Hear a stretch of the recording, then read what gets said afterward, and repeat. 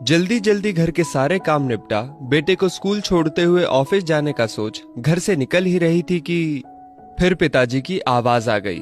बहू, जरा मेरा चश्मा तो साफ कर दो। और बहू झल्लाती हुई कपड़ा ला चश्मा साफ करने लगी। इसी चक्कर में बेटा स्कूल में और खुद आज फिर ऑफिस देर से पहुंची। गाहे बगाहे पिताजी की यूं घर से निकलते हुए पीछे से आवाज देने की आदत बहू को अच्छी नहीं लगती थी, पर जानती थी कि पलंग से ना उठ पाने के बावजूद पिताजी पूरे दिन में उसे यही एक दो काम ही तो कहते थे। काम छोटा सा था, पर ऑफिस जाने की भी तो जल्दी होती थी सुबह सुबह। एक दिन पति से चर्चा की। पति की सलाह पर अब वो सुबह उठते ही पिताजी का चश्मा साफ करके रख देती, लेकिन फिर भी घर से निकलते समय पिताजी का बहू को बुलाना बंद नहीं हुआ।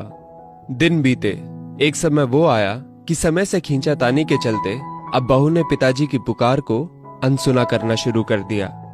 एक दिन ऑफिस की छुट्टी थी तो बहू ने सोचा क्यों ना घर की साफ सफाई कर लूं। अचानक पलंग से नीचे गिरी पिताजी की डायरी हाथ लग गई। उसे पलंग पर उठाकर रखते हुए उत्सुकता हुई कि देखूं तो सही पिताजी सारा दिन क्या लिखते रहते हैं। यही सोचकर यूं ही खोल दिया एक पन्ना। उस पन्ने पर लिखा था, मेरी प्यारी बहू, आज की इस भागदौड़ भरी जिंदगी में घर से निकलते समय बच्चे अक्सर बड़ों का आशीर्वाद लेना भूल जाते हैं। बस इसीलिए जब तुम चश्मा साफ कर मुझे देने के लिए झुकती हो तो मैं मन ही मन अपना हाथ तुम्हारे सिर पर रख देता। वैसे मेरा आशीष सदा तुम्हारे साथ है बेटा। आंखें नम हो गईं। बस अगले दिन से ही बहू ससुर का रिश्ता मानो पिता पुत्री में बदल गया।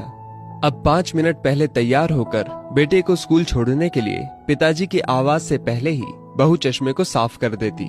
पीने के पानी का जग उनके पलंग के सिरहाने रखती। जाते समय लाड़ प्यार से 2-4 वाक्यों में सारे दिन की हिदायतें देती। कभी उनके फल या दवाई ना खाने का उलाहना, और अंत में, अच्छा बाबूजी, ऑफिस को देरी हो रही है, चलो बेटा बाबूजी को बाय बोलो, कहकर घर से निकलती। बूढ़ी हड्डियों में ना जाने कैसे ताकत सी आने लगी। दवाई वही थी, पर सेहत में सुधार 10 गुना होने लगा था। पिताजी स्वस्थ होने लगे थे, परंतु अचानक एक दिन हृदय गति रुक जाने से स्वर्ग सिधार गए।